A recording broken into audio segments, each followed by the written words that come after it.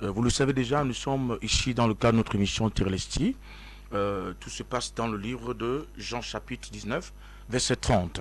Il était un soir exceptionnel lorsque le Fils de l'homme, après avoir été accusé par des ennemis, des personnes qui étaient d'elles-mêmes, qui se disaient être détenteurs de la loi, contrôleurs de tout, ont décidé justement de traîner le Fils de Dieu devant des tribunaux. Et ces tribunaux aussi ont déclaré le Fils de l'homme coupable de sédition. Jésus a été arrêté. Il a été placé à sa gauche, au milieu d'une population qui se moquait, qui rigolait et qui déclarait autant de paroles que possible. Mais la Bible déclare aux environs de 15 heures, le Fils de l'homme a demandé qu'on lui donne de l'eau à boire. On lui a présenté le vinaigre qu'il n'a pas pu consommer et quelques instants plus tard, deux déclarations qui ont déterminé l'histoire de notre monde ont permis que nous puissions comprendre aujourd'hui dans quel règne, dans quelle saison nous sommes. Jésus a dit, Père, pardonne-leur parce qu'ils ne savent pas ce qu'ils font. Et ensuite, Jésus a fait cette déclaration officielle en disant, en langue romaine, Tirelesti, en réalité, qui veut dire simplement en français, tout est accompli. Bienvenue dans notre émission, tout est accompli par la grâce de Dieu. Je suis votre humble serviteur, le prophète, évêque des nations, Bishop King Alan Melchisedec. Alors nous sommes là aujourd'hui pour vous entretenir parce que depuis un bon bout de temps, nous parlons avec vous, nous vous amenons à comprendre un certain nombre de choses concernant notre monde dans lequel nous sommes, pratiquement le phénomène de la sorcellerie. Aujourd'hui, nous nous posons des questions encore. Est-ce que la sorcellerie est une chose, une fiction, une science-fiction, ou alors c'est simplement une invention qui vient de l'Europe, qui vient de l'Occident, qui vient peut-être de l'Orient, ou alors simplement une sorte de concept venant de l'Afrique qui n'a pas de sens, qui n'a pas de fondement, que si la sorcellerie est bien réelle, et nous voyons justement ses effets, la manifestation des symptômes, et nous voyons aussi également ces multiples dégâts que cette pratique satanique développe et provoque dans le quotidien. Nous pouvons être sûrement des personnes déjà victimes de cela si nous avons été un jour attaqués par la sorcellerie. Et cet art-là, qui est une pratique satanique, a plusieurs dimensions. Et parfois, elle se manifeste d'une manière tellement très cachée, au point où, lorsqu'on ne réalise pas, on ne connaît pas, on va se dire, est-ce qu'on a affaire ici à la sorcellerie? On peut se dire que ça n'existait pas du tout, alors que c'est bien et bien réel, lorsqu'on observe ce qui se passe autour de nous. Bien-aimés dans le Seigneur, nous ne sommes plus au niveau où nous discutons sur l'existence de la sorcellerie.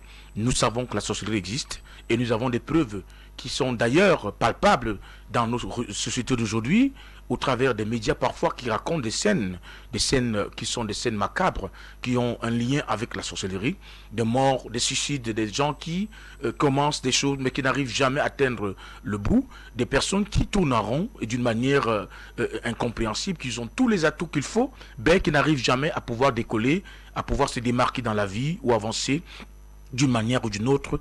La sorcellerie est bel et bien réelle et ses dégâts sont autour de nous. Nous la voyons aussi se manifester dans plusieurs angles. Parfois même, pour la plupart du temps, c'est dans les rêves, où des gens voient des choses dans leurs rêves et puis s'ils se disent qu'ils prennent ça comme étant juste des phénomènes qui sont liés au paranormal, c'est-à-dire aux réalités liées à l'invisible, aux réalités des émotions entretenues, alors qu'on n'a pas affaire ici aux pensées refoulées telles que certains scientifiques ou certains philosophes ont voulu le faire entendre, bien que c'est étant une chose aussi réelle d'un côté, mais bon, ce sont des réalités qui nous permettent de pouvoir identifier les œuvres manifestes de la sorcellerie. Il y a des gens parfois qui voient continuellement dans leurs rêves, elles sont poursuivies par des animaux, des créatures, parfois ce sont des bœufs qui vous poursuivent, parfois ce sont des chèvres, parfois vous êtes en train d'être poursuivi par des chats, ou alors parfois c'est des chiens, ou alors par une meute, parfois des créatures, des zombies qui vous poursuivent dans les rêves, et vous vous retrouvez en train de courir, vous courez dans la forêt, vous courez dans des fleuves, dans des marigots, vous courez dans des endroits, et vous n'arrivez jamais à pouvoir atteindre le but, on finit toujours par vous rattraper. Voici sont des signes, en fait, des symptômes qui montrent que vous êtes victime des attaques de sorcellerie, que la sorcellerie est déjà présente dans votre vie, et que ces sorciers ont un objectif clair, vouloir en découdre avec vous, et ils le font parfois d'une manière très progressive et tout, en prenant tout leur temps jusqu'à ce que leur objectif soit accompli.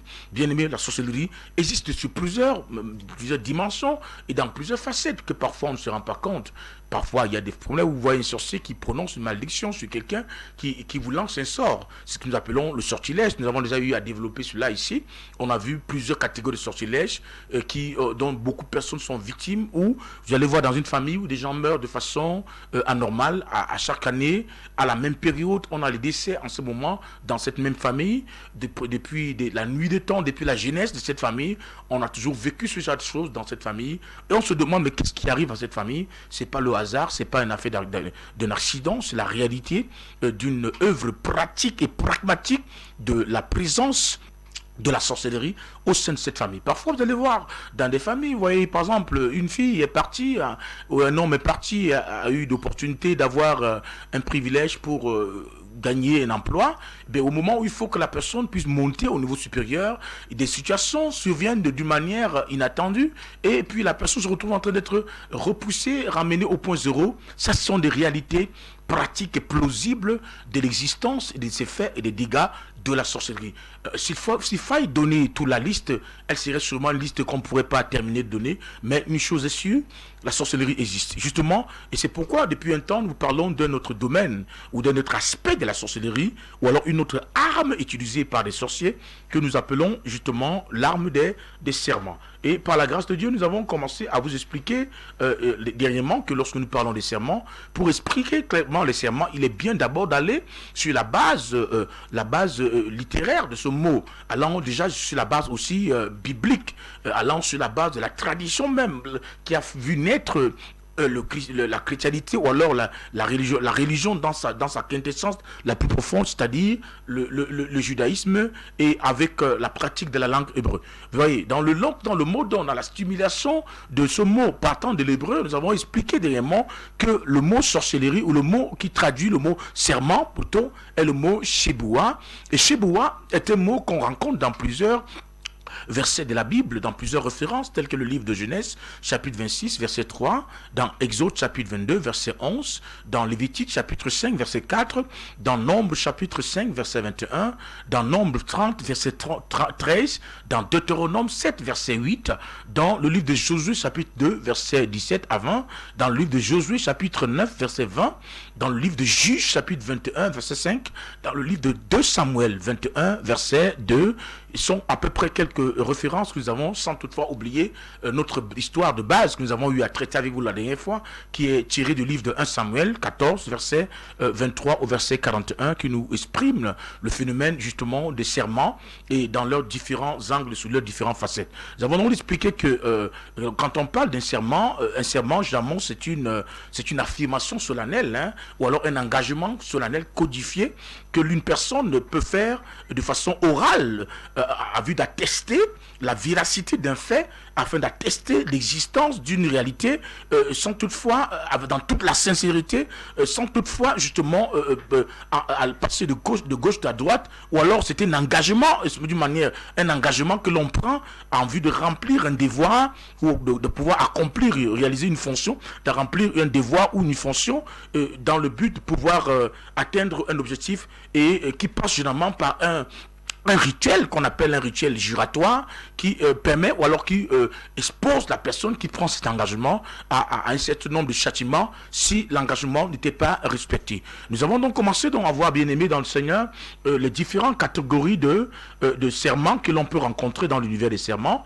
et nous avons entamé d'abord avec le serment, qui est le tout premier, le serment d'adjuration, qu'on a eu à développer en expliquant que lorsque ce serment est fait, il est fait avec une menace qui accompagne, qui est une malédiction divine, qui peut s'enclencher si on ne respectait pas justement l'engagement ou alors la confession que l'on avait donnée. Et cette expression, dont parfois on la rencontre parfois dans la Bible sur plusieurs visages. Parfois vous entendez comment quelqu'un dit par exemple je vous le jure, ou alors je parjure d'une manière, ou alors on dit en disant peut-être on l'accompagne et après on l'affirme avec le mot amen, qui est un mot qui exprime la véracité d'une chose lorsque on l'a identifié. On a vu de là dans le livre de Matthieu chapitre 26, verset 63, par exemple, ce serment. Ensuite, nous avons parlé du serment d'imprécation, le serment d'imprécation que l'on rencontre dans le même passage de Matthieu chapitre 26, verset 72 à 74, où nous avons vu, par exemple, Pierre, l'apôtre Pierre, dans une scène où il régnait Jésus, et pour pouvoir donc convaincre l'auditoire, ou alors les gens qui l'entouraient, la foule qui l'entourait, qu'il disait la vérité, est passé d'une déclaration simple en un serment d'imprécation, d'une manière pour dire que s'il mentait, que le châtiment s'abatte sur lui.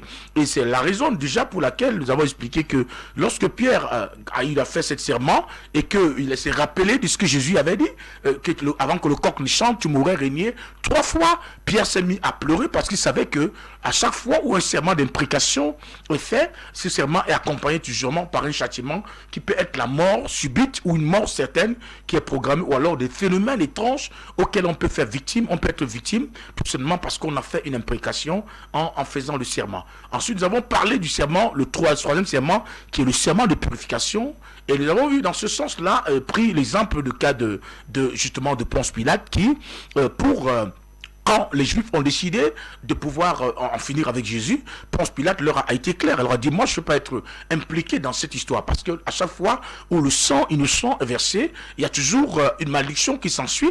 Et maintenant, donc, pour pouvoir être déconnecté, désengagé par rapport à cela, Ponce Pilate donc a fait un serment un style de serment qu'on appelle le serment de purification. Il a demandé de l'eau, il a lavé les mains en présence de tout le monde. Et malheureusement pour ce juif qui était tellement animé de colère et avec l'envie de vouloir seulement en découdre avec le Fils de l'homme, ont déclaré d'une manière claire, ouverte, que le sang du Fils de Dieu retombe sur eux et sur leurs enfants. On ne sait pas pour combien de siècles cela a été activé, mais d'une manière ou d'une autre aujourd'hui, on peut comprendre d'une manière réelle à 100% pourquoi on a autant de sang qui est versé dans le Moyen-Orient, pourquoi il y a autant de coulements de sang, parce que il y a le sang d'un innocent qui a été versé sur la base d'un serment qui a été activé par des ennemis qui ont voulu en finir avec lui. Et nous avons donc entamé l'autre serment qui est le serment de votif. Nous avons dit que le serment de votif est un serment qu'on rencontre généralement, qui exprime la teneur d'une situation et que l'on formule généralement. On l'a vu par exemple dans le cas chez les zélotes, par exemple le cas de Jephthé qui a fait le serment devant le Seigneur lorsqu'il voulait que Dieu lui donne la victoire sur les ennemis.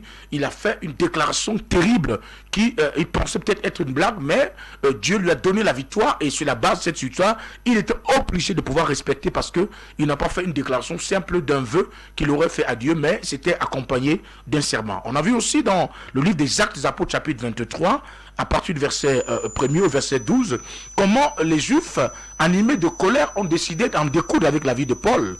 Et parce que Paul était en train de les énerver avec l'évangile qu'il prêchait, ils ont décidé donc d'en finir avec Paul. Et là, pour arriver donc à leur objectif, ont décidé donc de passer à une vitesse très forte en pratiquant, en prononçant un serment qu'on appelle le serment votiste, qui consistait en ce moment de dire, par exemple, de prendre l'engagement qu'ils ne vont pas manger ni boire de l'eau tant qu'ils n'ont pas tué Paul. On a donc vu, bien aimé dans le Seigneur, que ce serment est un serment assez dangereux, et on le rencontre à plusieurs niveaux. Parfois, c'est des gens qui font des déclarations et qui comprennent pas la valeur des déclarations qu'elles font, et qui par la suite deviennent des armes assez dangereuses qui vont commencer à décimer des vies dans leur famille. Ou alors parfois ce sont des sorciers justement qui sont dans l'autre monde, l'au-delà, dans l'autre plaque de la réalité, qui décident donc de prendre des engagements à pouvoir en finir avec des personnes, et étant prêts justement à perdre leur vie pour qu'ils atteignent leur ambition. On a donc compris, bien aimé, que dans tout le monde de la spiritualité, la chose la plus élevée dans le domaine de ce domaine-là est le monde des serments, parce que le serment est plus valeureux, est plus important qu'un vœu simple qui est fait. Le serment est plus élevé que d'ailleurs une promesse que Dieu a faite à quelqu'un, et le serment même se lève au-dessus d'une alliance qui a été contractée, parce que Dieu lui-même dans le livre d'Hébreux, pour pouvoir s'engager selon le livre d'Hébreux, pour rassurer Abraham qui le bénirait, a fait un serment à Abraham en disant que non seulement il bénirait Abraham, mais il bénirait Abraham et sa postérité, pour que il soit sûr de pouvoir donc réaliser ce qu'il a dit. Dieu est passé d'un simple vœu, il en a transformé ce vœu en un serment qu'il a fait en mettant en gage sur son propre trône et sa divinité pour montrer à Abraham avec exactitude qu'il ne s'amusait pas lorsqu'il faisait ses déclarations. Dans le serment, donc, d'après la définition qui est donnée, d'après les explications qui sont apportées, nous montre de manière claire que c'est une sorte de garantie qui permet de mettre une sorte de pouvoir temporiser une relation, d'apporter une assurance, une garantie dans un engagement que l'on fait afin que l'esprit d'une personne ou alors de celui avec qui nous sommes engagés dans une sorte de conclave, une sorte de discussion, une sorte de problème, soit rassuré que notre engagement ou les paroles qui viennent de nous ne sont pas des mots mais sont des paroles qui ont un fondement éternel ou alors sont un fondement irrévocable. Donc bien aimé dans le Seigneur, le serment est tellement important. Je vous rappelle que nous sommes dans notre émission Télesti. Je suis votre humble serviteur, le prophète évêque King Alan Melchizedek, par la grâce de Dieu. Nous avons nos numéros par lesquels vous pouvez nous appeler en tout moment, réagir, envoyer vos SMS, nous contacter par WhatsApp pour solliciter la prière, une rencontre, une édification. Nous avons le 693 07 09 65, je reprends, 693 07 09 65 et le second numéro est le 673 15 57 63. 673 15 57 63 sont les numéros par lesquels vous pouvez appeler parce que notre émission est interactive. Vous nous appelez, vous envoyez vos SMS, vous réagissez, vous nous contactez pour une réception, pour une consultation spirituelle et pour connaître aussi la volonté de Dieu en ce qui concerne votre vie, votre avenir, votre famille, ou comprendre le pourquoi, ou alors exprimer vos problèmes que vous avez liés à la spiritualité et que nous pouvons apporter du soutien pour vous sortir de là au nom de Jésus. Bien aimé, maintenant, nous allons aussi toucher à notre point, un autre serment que j'appelle le serment de fidélité. Et le serment de fidélité intervient dans le cadre de Dieu et dans le cadre du roi. C'est-à-dire que lorsque on voulait servir par exemple Dieu, il y a un autre principe qui était développé dans la Bible, déjà comme une tradition pour confirmer que l'engagement qu'on prenait vis-à-vis de Dieu n'était pas juste de la blague. Vous savez, beaucoup de gens aujourd'hui se lèvent au nom de quoi? Parfois même, on a son habitude de voir des gens dans des tribunaux, lorsqu'on veut les investir dans le pouvoir, tel que le cas des avocats, des chefs d'État, ainsi de suite, des autorités qui sont appelées à pouvoir diriger des nations, des peuples, parfois pour que l'on soit rassuré que ils ont compris clairement la mission qui leur est conviée et et que leur engagement ne sera pas un engagement léger.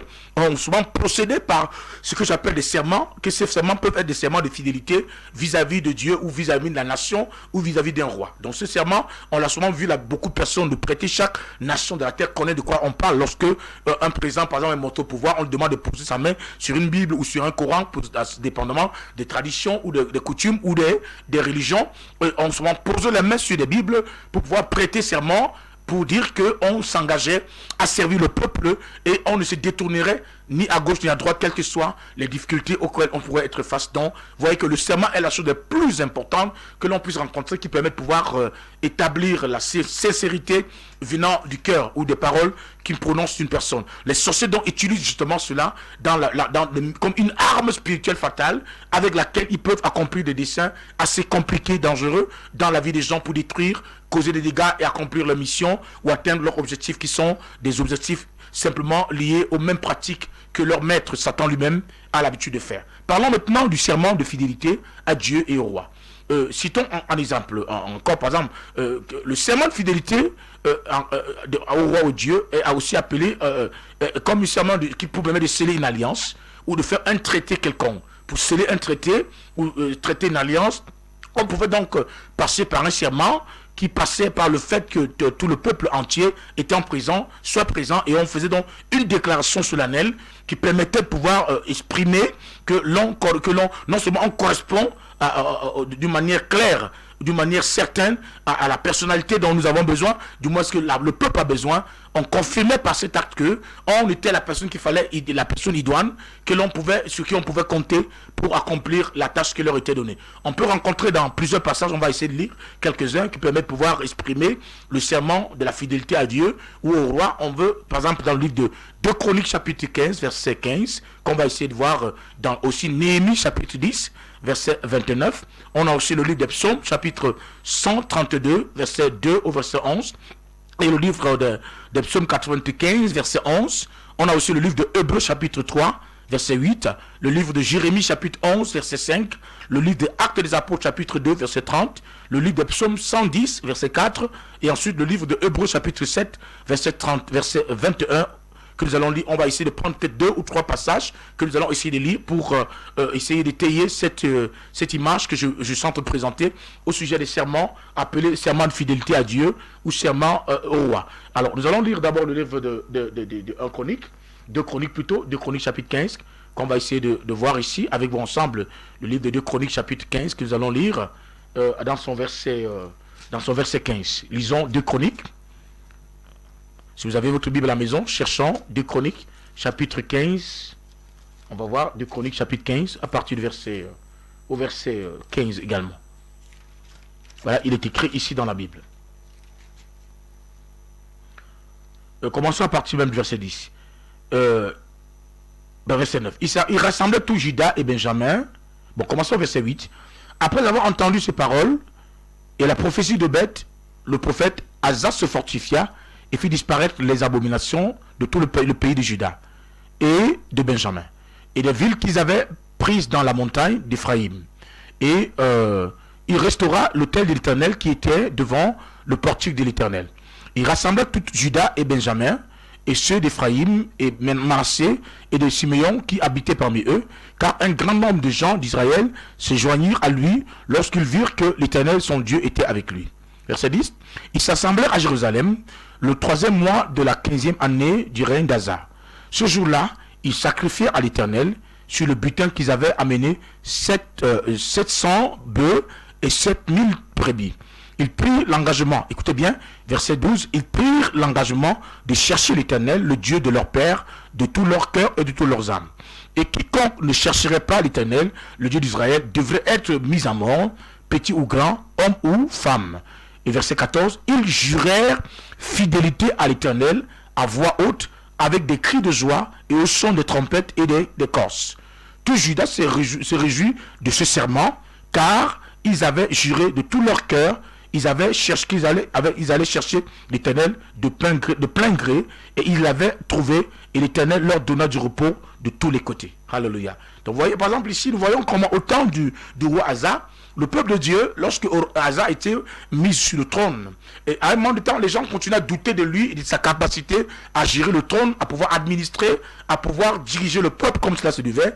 Mais après une grande victoire qu'ils ont rencontrée à la guerre qu'ils ont subie à son époque avec des armées étrangères qui l'avaient attaqué, la Bible déclare que tout Israël s'est rassemblé à Jérusalem, la capitale spirituelle et politique de Dieu, là où ils ont donc tenu à pouvoir faire un serment à Dieu au vu pour exprimer non seulement leur joie, leur gratitude, mais aussi pour montrer au Seigneur que désormais l'engagement, la manière qu'ils servaient Dieu ne serait plus jamais pareil. Ils ont donc procédé par un serment qu'ils ont fait devant Dieu en jurant devant le Seigneur que s'ils ne servent pas Dieu dans la fidélité, dans l'honnêteté, dans la sincérité, ils étaient prêts à pouvoir subir le châtiment de la mort qui devrait s'en suivre. Et tout le monde a été impliqué à ce serment. Et vous voyez qu'à la suite de cette histoire, la Bible déclare que Dieu leur a accordé du repos et de la paix. Vous voyez, le serment a été à la base d'une paix durable au sein du peuple et d'un repos que le peuple a connu, quel qu'il n'avait pas connu jusqu'à ce moment,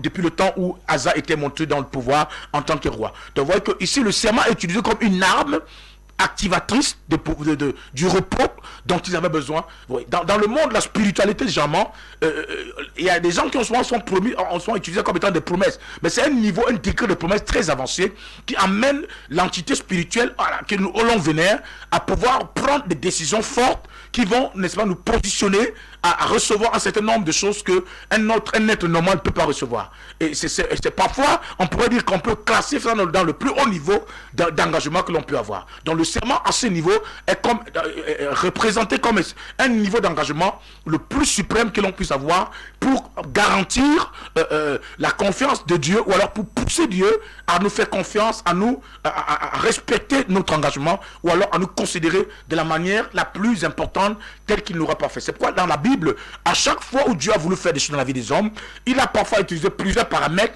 comme je l'avais déjà dit dans le passé, le paramètre des vœux, le paramètre des promesses, le paramètre des alliances. Mais lorsque nous arrivons au niveau des serments, c'est le plus haut niveau d'engagement que Dieu peut avoir vis-à-vis d'un homme ou qu'un homme peut avoir vis-à-vis de Dieu. Et c'est lui qui permet à ce qu'on ne puisse plus avoir des doutes. Ça vient rayer tous les doutes, toutes les craintes qu'on peut avoir dans notre relation. Alors Israël ici dit à Dieu, nous nous engageons dans une nouvelle dimension de relation. Nous voulons atteindre notre degré de relation avec toi. Nous voulons te servir d'une autre manière, telle qu'on n'a jamais fait dans le passé.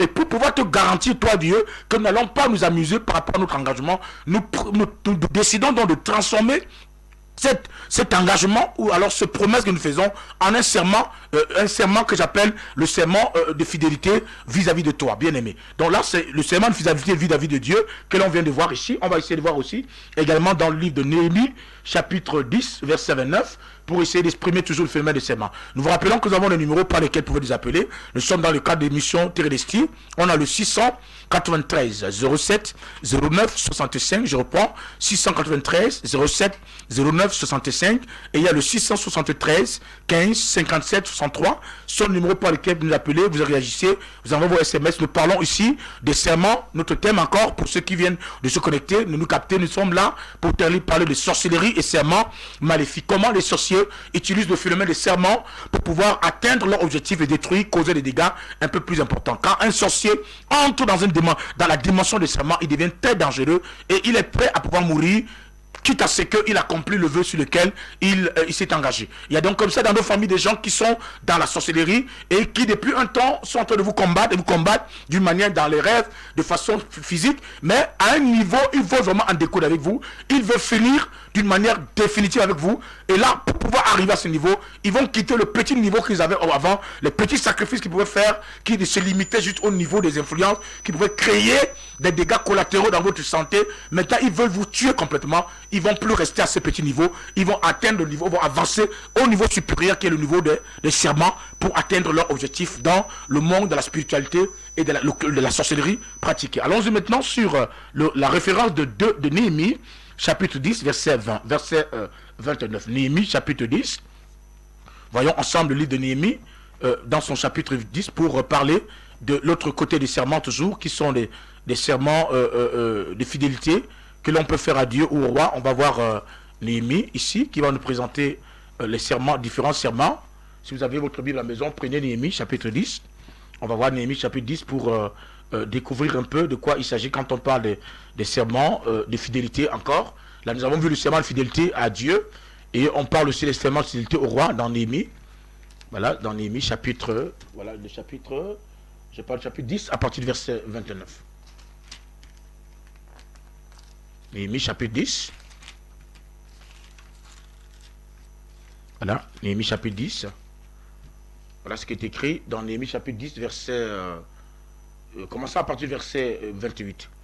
Le reste du peuple, les sacrificateurs, les lévites, les portiers, les chantres, les néthiniens et tous ceux qui étaient séparés des peuples étrangers pour suivre la loi de Dieu, leurs femmes, leurs fils et leurs filles, tous ceux qui étaient capables de connaissance et d'intelligence, se joignirent à leurs frères et les plus considérables d'entre eux. Ils promirent avec serment et jurèrent de marcher dans la loi de Dieu, donnée par Moïse, serviteur de Dieu, d'observer et de mettre en pratique tous les commandements de l'Éternel, notre Seigneur, ses ordonnances et ses lois. Alléluia. Verset 30. Nous promîmes de ne pas donner nos filles au peuple du pays et de ne pas prendre leurs filles pour nos fils et de ne rien acheter le jour du sabbat et les jours de fête des peuples du pays qui apporteraient à vendre le jour du sabbat. Bien aimé, voyons ici que nous voyons encore le phénomène donc toujours d'un serment qui intervient dans le cadre des serments dirigés vers Dieu, qu'on appelle les serments de fidélité. Dieu veut être rassuré que le peuple de Dieu, les enfants d'Israël, qui disent qu'ils veulent le servir, et dans la plupart du temps, vous avez vu dans l'histoire, le long de l'histoire, depuis qu'ils sont partis de la terre égyptienne, ils ont été continuellement en train de virer à gauche, à droite, en train de se déconnecter de Dieu, parfois pour servir des idoles, pour aller vénérer les faux dieux, ou alors se rappeler des pratiques dont ils étaient, dans lesquelles ils étaient versés quand ils étaient sur la terre égyptienne. Et là, Dieu maintenant, il ne veut plus continuer à marcher avec ce peuple-là à tâtons. Il veut que le peuple garantisse, ou alors le rassure sur la base de les nouvelles dispositions qu'ils ont prises par rapport à Dieu et par rapport à la manière de le servir. Et là, le peuple ici, dans le livre de Néhémie, après que le peuple soit été amené en déportation sur la terre babylonienne, le peuple de Dieu, à qui Dieu a fait grâce, en suscitant deux grandes compagnies. Donc il y a eu la première compagnie dirigée par justement par Néhémie, et la deuxième a été dirigée par Esdras, qui ont été donc les deux groupes de par lesquels Dieu est passé pour ramener le peuple de Dieu sur la terre israélienne après près de 80 ans d'esclavage sur la terre babylonienne. Là, quand ils reviennent sur la terre israélienne et qu'ils rebâtissent le temple de Dieu, ils ont célébré l'Éternel, et là ils veulent repartir sur la nouvelle base pour dire à Dieu, nous ne voulons plus que la relation que nous avons eue dans le passé avec toi, qui a été à l'origine de la déportation, qui a été à l'origine de l'esclavage, que nous puissions recommencer cette genre de relation. Alors il fallait donc rassurer Dieu pour que Dieu soit pleinement avec eux, que Dieu les accompagne, que Dieu leur donne les dispositions qu'il faut, que Dieu leur donne la puissance nécessaire qu'il faut. Ils sont donc passés par une simple alliance en faisant un serment, en promettant à Dieu fidélité pour ne pas virer de nouveau à gauche ou à droite. Et c'est de cette manière donc que Dieu a accompagné le peuple d'une manière plus sereine que dans le passé. Donc bien aimé, on constate encore ici dans cette référence que le serment a une puissance extraordinaire qui peut pousser Dieu à faire des choses qu'il n'avait pas envie de faire lorsque on est sous serment ou on se met sous serment. Le serment est une garantie réelle, permettre de pouvoir faire taire les revendications qui peuvent venir d'un moment ou d'une autre de la part de celui qui est notre partenaire, qui doute de nous, notre crédibilité, qui doute de notre fidélité, qui doute de notre engagement. Alors on transforme donc l'engagement simplement en faisant un serment, c'est-à-dire en parjurant ou en jurant de pouvoir le faire. Et parfois ça finissait peut-être par une signature qui était marquée, un sceau qui était utilisé pour sceller l'engagement qui était justement fait. Et c'est pourquoi Dieu lui-même, pour montrer que l'engagement vis-à-vis de l'humanité pour sauver le monde était réel, Jésus, malgré le fait qu'il a prié le Père pour que le Père enlève devant lui la coupe qui était dedans, il ne pouvait pas se défaire de cela parce qu'il fallait simplement utiliser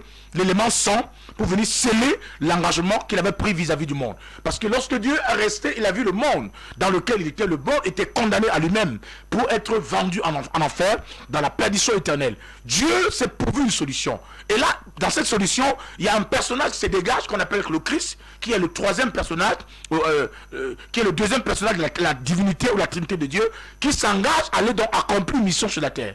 Et là, à un niveau, il a accompli des miracles, il a accompli des délivrances, il a fait beaucoup de choses. Mais il fallait que l'engagement aille jusqu'au bout, et pour que l'engagement soit établi, pour que le monde entier arrête de discuter sur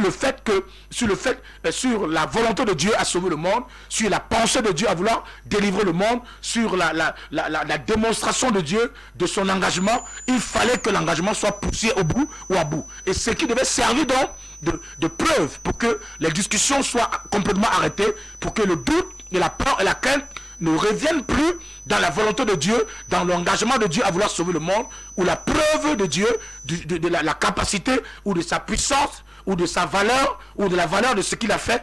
Il fallait absolument que le Fils de Dieu puisse pousser l'engagement jusqu'à ce qu'il y ait un sceau qui soit utilisé comme étant l'élément qui vient sceller l'engagement, et il fallait donc que le sang de Christ soit donné. Donc bien aimé, aujourd'hui, quand on regarde sur le plan de l'élément de l'engagement de Dieu vis-à-vis du monde et du plan du salut qui a été donné, quand on rentre dans le domaine de la christologie ou dans la cétologie qui parle de l'expression ou alors de l'imagination, de l'œuvre du salut que Dieu a apporté, l'élément qui permet de pouvoir justifier, établir d'une manière réelle et sans doute la preuve palpable que Dieu, dans son engagement, a vraiment accompli ce qu'il fallait pour que le monde soit sauvé. Il y a une preuve palpable, matérielle qui est là. Cette preuve-là, c'est le sang de Christ qui a été utilisé comme étant l'élément du serment que Dieu a fait vis-à-vis du monde. Donc aujourd'hui, nous n'avons pas besoin de continuer à aller prendre le sang des animaux dans la forêt. Quand on te dit qu'il faut aller dans une forêt, ou alors quelqu'un te demande d'aller prendre un bœuf, on va tuer le bœuf, on va prendre le sang du bœuf ou bien le sang de la chèvre, ou prendre le sang du poulet pour aller te verser le sang sur le corps, parce que soi-disant qu'avec ça on va t'enlever la malchance ou briser une malédiction ou un sort par lequel tu étais exposé posé. Bien aimé, il y a déjà un sang qui parle, qui est la preuve de l'engagement de Dieu, qui est la détermination de Dieu vis-à-vis du monde, et qui est la preuve palpable que Dieu, vraiment, a tout fait pour que le monde soit sauvé aujourd'hui. Nous avons seulement besoin de profiter de cet engagement que Dieu a vis-à-vis de nous, parce que le serment est le plus haut niveau d'engagement dans le domaine de la spiritualité. C'est pourquoi les sorciers, connaissant cela, sont prêts à pouvoir donner leurs enfants afin de vouloir détruire, sont prêts à pouvoir offrir, aller prendre, faire des sacrifices de moutons, des chèvres, et même parfois sacrifier des bébés, enlever des enfants et les sacrifier parce qu'ils veulent avoir le pouvoir, ils veulent avoir la notoriété sociale, ils veulent avoir la notoriété financière, ils veulent régner, ils veulent dominer, ils veulent être à la place publique, ils veulent avoir le dessus sur tout le monde, ils veulent être appelés les majestés, ils veulent qu'on les acclame quand ils marchent dans les villages, ils veulent qu'on les appelle des élites considérées, et ils sont donc prêts à pouvoir verser le sang, à faire des sacrifices, parce qu'ils savent que le prix du sacrifice qui est lié au sang est le plus au niveau de l'expression d'un engagement que l'on a fait vis-à-vis d'une entité spirituelle. Quand le sorcier veut montrer à Satan qu'il est prêt à donner sa vie, qu'il est prêt à le servir, qu'est-ce qu'il veut? Satan va demander: donne-moi ton enfant, donne-moi ta femme, donne-moi ton oncle, donne-moi ton frère, donne-moi ta soeur. C'est pour que dans le monde de la spiritualité et de la sorcellerie, les sorciers sont prêts à tout pour donner des enfants, pour donner le leur, parce qu'ils savent que pour montrer à Satan qu'ils sont sérieux dans leur engagement, pour montrer qu'ils sont sincères, pour montrer qu'ils sont prêts à tout, pour avoir ce qu'ils demandent auprès de leur maître le diable, ils vont donc donner comme gage l'enfant, le cousin, la cousine, la tante, le père, l'enfant, ou alors la femme, parce que cela va être pour eux la preuve de leur engagement, ou le gage de l'engagement qu'ils ont pris vis-à-vis de Satan. C'est comme vous comprenez que, bien aimé, le monde de la sorcellerie est tellement très vaste, mais l'élément le plus dangereux qui entre dans le monde, cet univers, qui permet à ce que, lorsque cette chose est, l'acte est posé, il n'y a plus de discussion à faire. Il n'y a plus de doute. Il n'y a plus de querelle. Il n'y a plus de continuer à penser ou à imaginer est-ce que ça va arriver ou pas. Non. Quand l'acte du sang est déjà mis en gage, quand l'acte du sang est déjà mis en exergue, lorsque le sang coule, que ce soit le sang d'un animal ou d'un homme, ou le sang d'une victime quelconque, lorsque le sang déjà a commencé à couler, à partir du moment où le sang coule, le rituel qui a été enclenché permet à ce que l'action ou la chose qu'on a demandé, on est sûr et certain que ce qu'on a demandé, on va voir. C'est pourquoi le diable va toujours réclamer le sang. Et c'est pourquoi vous allez voir dans le riz aujourd'hui, surtout avec la fin d'année qui est en train de s'approcher, combien de fois il y a toujours des accidents, des morts soudaines et brusques, des gens qui meurent d'une manière anormale, des décès qui arrivent de façon tragique.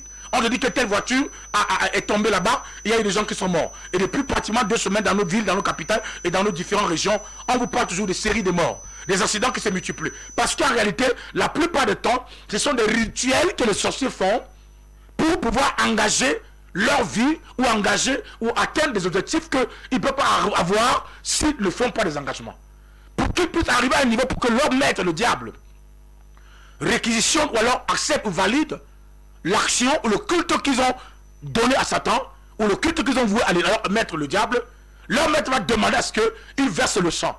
Et le sang qu'ils vont donc verser peut être de sang, si c'est un homme, le sang de sa femme, de son enfant, ou alors de son frère, ou de sa soeur, de son père ou sa mère, ainsi de suite. Donc c'est pourquoi dans le monde de la sorcellerie, le serment dont va intervenir, et le serment dont le plus dangereux en ce moment, sera validé sur la base du sang qui a été versé, parce que ce sang donnera la capacité à l'entité qu'on adore, à l'esprit qu'on est en train de vénérer, de vous accorder ce que vous voulez.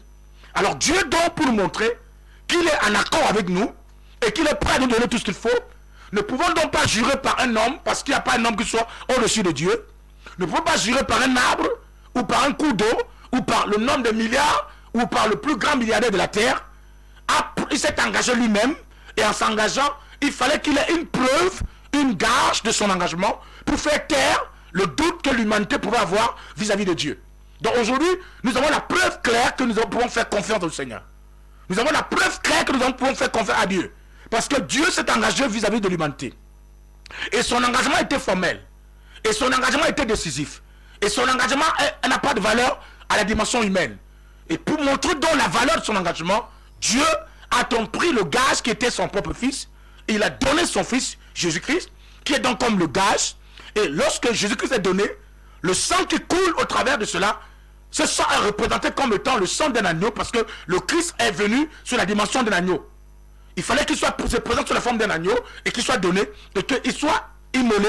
Et par le phénomène de l'immolation, le sang qui coule donc, qui a touché la terre, le sang qui a jailli sur la côte, le sang qui a coulé sur les mains, le sang qui a coulé sur la tête, le sang qui a coulé sur les vêtements, et le sang qui a, et même l'eau qui est sortie mélangée avec le sang, est en même temps deux dimensions de grâce qui sont accompagnées. L'eau et le sang, et ces deux éléments associés produisent donc d'une manière éternelle une œuvre de confirmation d'une action que Dieu a mis, a engagée vis-à-vis de la terre. Ou alors d'un engagement que Dieu nous rassure qu'il accomplit de façon sereine et qu'il ne s'en détournerait pas. C'est pourquoi on vous dira donc que le sang de l'agneau parle plus que le sang d'Abel, parce que l'expression de ce sang est un engagement solennel de Dieu vis-à-vis de l'humanité pour exprimer à la terre et à tout le monde entier que réellement Dieu est venu sauver le monde et il a une preuve palpable qu'il est venu sauver le monde et qu'il ne s'en détournera pas. Aujourd'hui donc, cette œuvre et ce salut est disponible. Tu peux recevoir Jésus en le recevant et en acceptant que le sang qui a coulé pour toi. Tu auras la grâce de bénéficier à deux dimensions, à trois dimensions. Dimension 1. Non seulement ce sang va te laver, va te purifier de ton iniquité, mais deuxièmement, ce sang va être comme étant un élément de gage de l'éternel pour assurer le salut de ton âme dans l'éternité. Et toi, ce sang va être comme un lien de protection, une garantie pour que quand les sorciers vont se lever contre toi, qu'ils comprennent qu'ils n'ont pas affaire à quelqu'un qui est simple, mais une personne qui bénéficie d'un engagement que Dieu a pris, qu'on appelle un serment que Dieu a fait, et ce serment a sa valeur et parle pour celui ou ceux-là qui croient en lui, parce qu'il est écrit dans le livre d'Apocalypse, nous l'avons vaincu à cause du sang de l'agneau et la parole de notre témoignage. Donc le sang de Christ maintenant devient comme un instrument de guerre, un instrument de combat qui va aider ceux qui sont engagés à être protégés par ce sang, par le serment que Dieu a fait en jurant par son propre fils. Bien aimé dans le Seigneur, je vous rappelle que nous avons nos numéros par lesquels vous pouvez les appeler, écrire, envoyer vos SMS, nous contacter directement pour recevoir des prières ou recevoir des conseils. Nous avons le 693 07 09 65 693 07 09 65, le 673 15 57 63 673 15 57 63 qui sont des numéros qui sont disponibles avec lesquels vous pouvez nous aborder, nous écrire, nous contacter, solliciter la prière ou alors nous rencontrer tout à l'heure parce que nous aurons des réceptions du côté de Ekié au niveau de la base spirituelle où nous sommes situés notre communauté, notre auditorium. Quand vous êtes du côté de Ekié, au niveau du carrefour, le carrefour de l'amitié, collège Montberger, prenez juste l'entrée qui fait face, l'entrée du garage, vous allez faire 7 minutes ou 5 minutes de marche, vous allez voir un bâtiment avec beaucoup de drapeaux qui sont là et une croix lumineuse de couleur bleue. C'est là où se trouve notre base, où nous devons vous recevoir pour prier avec vous ensemble. Donc bien aimé, permettez-moi encore de dire que le serment dont vous parlez ici, de fidélité, n'est pas seulement un serment qui était prêté vis-à-vis de Dieu. On le rencontre dans plusieurs pratiques. Quand vous prenez les références que je vous ai données, il correspond, ce serment à l'homme a souvent été un serment qui correspond à un sort d'anthropomorphisme naturel qui est un engagement pour signer la fidélité. On le rencontre par exemple dans le cas de l'armée. Ok? Quand tu entres dans l'armée, on te demande de faire un serment vis-à-vis du roi et de la nation. Tous les soldats savent de quoi je parle. Surtout les militaires. On vous demande de jurer de servir l'État, de servir votre pays au prix de votre vie. Et en prenant l'engagement, on vous dit de prendre l'engagement, même s'il arrive que vous êtes arrêté, vous n'avez pas le droit de trahir la nation. Et c'est sur la base de ce serment de fidélité au roi et à la nation que beaucoup de structures et beaucoup de nations, beaucoup de peuples, la vie de beaucoup de peuples a été construite, a été bâtie autour de ce serment. Pour tous ceux qui travaillent pour le compte de la nation, on les a souvent obligés ou alors contraints à faire ce serment de fidélité vis-à-vis du roi ou de la nation. Ainsi donc, l'armée par exemple jurera fidélité du service de la nation et de mourir pour la nation. Ainsi donc, l'armée va jurer de pouvoir défendre les intérêts de la nation et de défendre le peuple et de défendre même le président ou le roi de la nation au prix même de leur propre de vie. C'est pourquoi un soldat, par exemple, lorsqu'il va être dans le champ, par exemple, de bataille, parce qu'il a fait un serment de fidélité vis-à-vis de la nation ou du roi, même si on lui demande de tirer sur son père, il va tirer d'abord avant de réfléchir après. Pourquoi? Parce que le serment lui oblige de le faire. Quand on lui demande à tirer sur telle personne, qui pourrait être son ami, il va d'abord tirer avant de pouvoir réfléchir. Parce qu'il est engagé dans l'armée sous serment.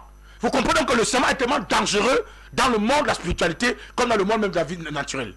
C'est l'élément qui permet de pouvoir qui oblige quelqu'un à ne pas se détourner d'un engagement qu'il a pris vis-à-vis de quelque chose ou de quelqu'un, quel que soit ce qu'il rencontre sur le chemin, il est obligé ou elle est obligée de pouvoir respecter l'engagement. Et beaucoup de personnes donc, qui ont violé des serments aujourd'hui souffrent de beaucoup de faiblesse parce que dès le moment où on viole un serment, il y a le châtiment qui accompagne la violation des serments. Et beaucoup de personnes en sont victimes des maladies parce que peut-être le père ou la mère qui voulait avoir la richesse, qui voulait avoir la prospérité, qui voulait avoir la notoriété sociale, est allé faire un engagement auprès des forces des ténèbres, auprès des forces occultistes, auprès des esprits de sorciers, auprès des marabouts. Et le marabout lui a dit, tu m'amènes la chèvre ou tu m'amènes un coq blanc. Et le coq blanc que tu as amené, toi tu as cru que c'était un coq blanc, mais le coq blanc en question, on te demande de prendre tes deux mains et de déposer sur l'animal. Or, dans la Bible, le rituel du transfert de la chose qu'on porte en soi vers l'élément qui va transporter la chose, passer par le fait d'imposer les mains sur la chose. C'est pourquoi donc, lorsque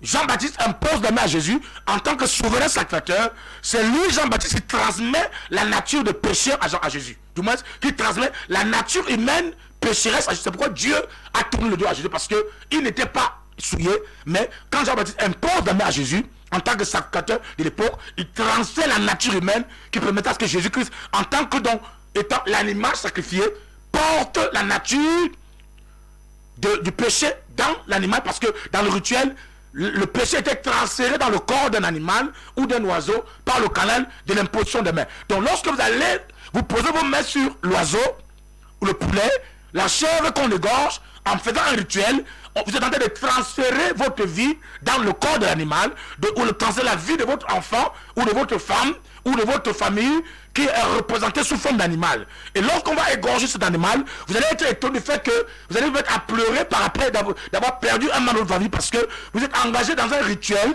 et le rituel en question était un rituel qui vous mettait sous serment à vous donner la vie de quelqu'un, ou votre vie à ce sorcier qui était donc le maître du rituel ou le prêtre du rituel qui a conduit le rituel en prenant la vie de personne. Bien aimé dans le Seigneur, le serment est tellement très dangereux que nous devons faire très attention.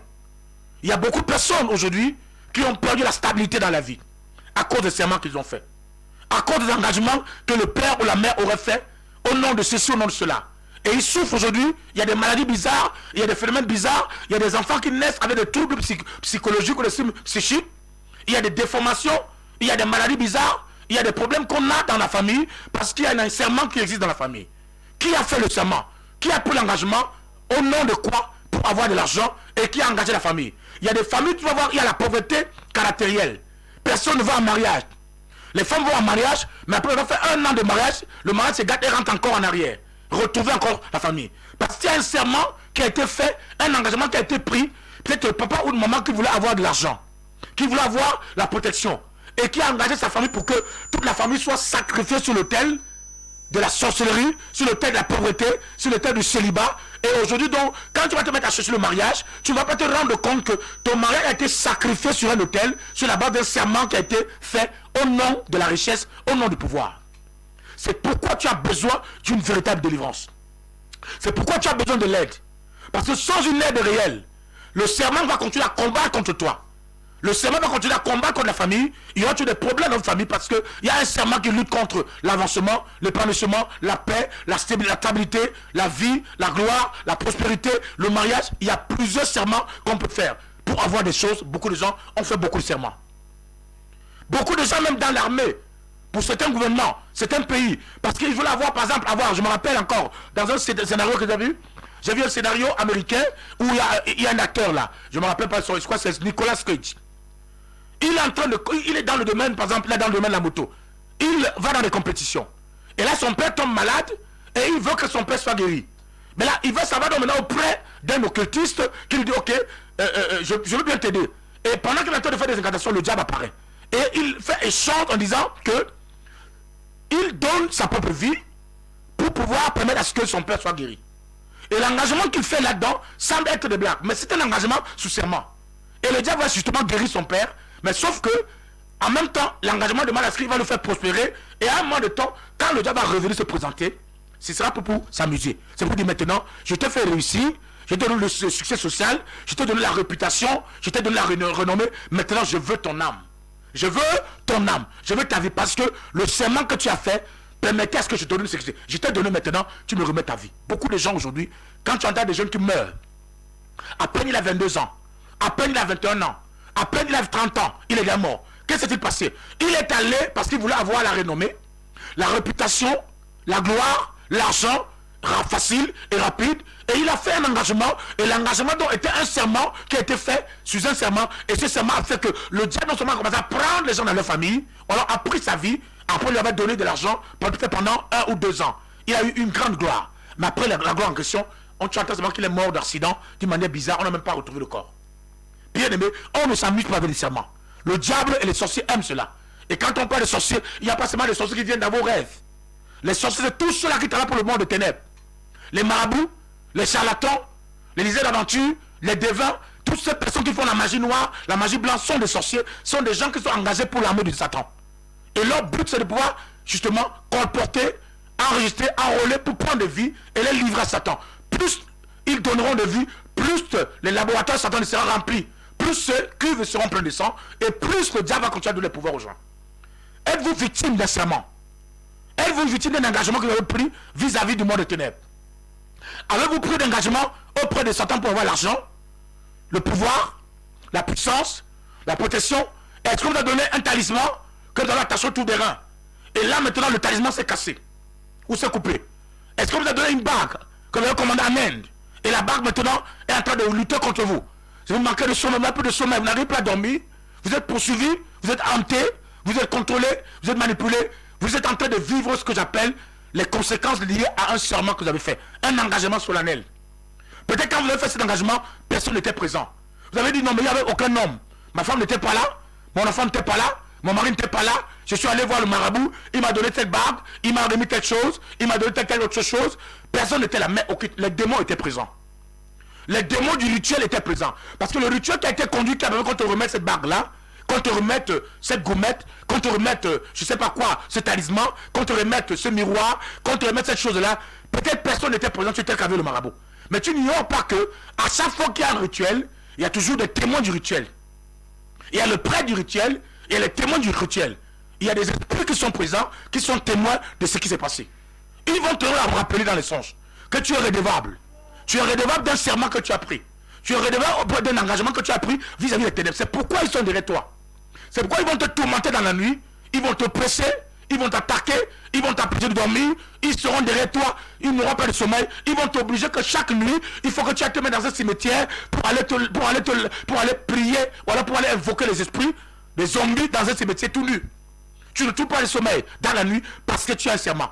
Peut-être c'est pas toi qui l'as fait, c'est ton oncle ou ton père ou ta mère. Il voulait protéger la famille et on vous a donné une chose, on vous a donné un caillou, on vous a donné un talisman, on vous a donné une fleur, on vous a donné un fruit, on vous a donné un objet, une plante que vous êtes allé planter devant la maison et cette plante-là se transforme en serpent et allez manger les gens dans votre famille. Bien aimé, les serments sont dangereux. Si vous êtes victime d'un serment et les conséquences liées à ce serment, il est encore grand temps, avant que tout soit trop tard, avant que tout le monde dans votre famille soit décimé, avant que le diable prenne votre âme, avant qu'il prenne votre vie, il est encore temps de pouvoir changer de côté et de venir à Jésus. Jésus vous aime. Je ne vous critique pas, je ne vous condamne pas. Il n'est pas venu pour vous tuer, il est venu pour sauver ceux qui se répandent. Il est venu pour aider ceux qui ont besoin de l'aide. Il est écrit dans la parole du Seigneur, vous tous qui êtes fatigués et chargés, venez tous vers moi et vous aurez le repos. Aucun marabout ne va t'aider à avoir le repos. Quand tu vas aller voir un autre marabout pour t'aider à sortir de là, il va encore ajouter autre chose. Et tu vas contracter encore, plus surchargé. Plus tu seras surchargé, plus ta vie sera encore réclamée, plus le diable va prendre le contrôle, plus tu n'auras pas de paix. Tu as besoin de trouver le repos. Et le véritable repos, ce n'est pas la magie qui donne le repos. Ce n'est pas les blindages au village. Ce n'est pas le lavage dans les rivières du village. Ce n'est pas aller dans une forêt pour aller voir les pygmées. Excusez-moi, c'est des gens que j'aime bien. Mais pour aller les voir pour qu'ils puissent te faire des initiations en évoquant les esprits des ancêtres ou des morts. Non, tu as besoin simplement d'avoir Jésus-Christ qui est venu sauver ceux qui veulent être sauvés. Tu as besoin de lui, bien-aimé. Je veux t'inviter encore à nous appeler, à nous chercher parce que nous sommes là pour aider les gens. On n'est pas là pour condamner les gens. Malgré ton passé, Jésus t'aime encore. Malgré tes erreurs, il t'aime encore. Malgré tout ce que tu as commis, il a besoin de toi. Il veut ton âme. Ton âme est tellement précieuse au point où il n'y a rien dans ce monde-là qui puisse être comparé à ton âme. Vas-tu laisser ton âme aller en enfer à cause d'une voiture, à cause d'une belle maison, à cause d'une belle voiture, à cause d'un voyage? Vas-tu laisser ton âme s'égarer dans l'éternité parce que tu voulais avoir l'argent du monde? La Bible déclare, à quoi servirait-il un homme de gagner toutes les choses du monde si son âme se perd en enfer? Répands-toi, donne ta vie à Jésus. Appelle-moi, viens nous rencontrer. Nous sommes là pour t'apporter de l'aide et le soutien. Jésus veut t'aider à sortir de cette situation. Nos numéros encore sont au bas de l'écran. Pour ceux qui nous voient à partir de Château TV, on a le 693 07 09 65. 693 07 09 65. 673 15 57 63. Sont le numéro par lequel vous appelez, vous envoyez vos SMS, vous écrivez. Nous sommes arrivés pratiquement à la fin de notre émission. Nous vous rappelons que la rediffusion se passe tous les jeudis à partir de 21h. Et nous avons aussi la rediffusion les dimanches soirs à partir de 19h, 20h par la grâce du Seigneur. Mais pour la grâce de Dieu, retrouvons-nous samedi quand il serait 13h pour la suite de notre émission. Restez bénis et restez scotchés au programme de notre chaîne préférée, Château TV. Soyez bénis. Shalom, shalom, shalom. Merci.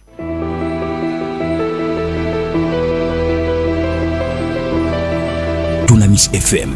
Elle informe, elle éduque, elle divertit. Dunamis FM. Elle occupe le centre de la bande FM 98.0. Dunamis FM. Elle accomplit au quotidien les missions régaliennes d'une radio à l'ère de la numérisation et c'est pour cela qu'on l'aime. Dunamis FM. Elle vous reste disponible 24 heures sur 24, 7 jours sur 7 et vous propose des programmes à la dimension de vos attentes. Une programmation riche et variée, des émissions édifiantes et rassurantes.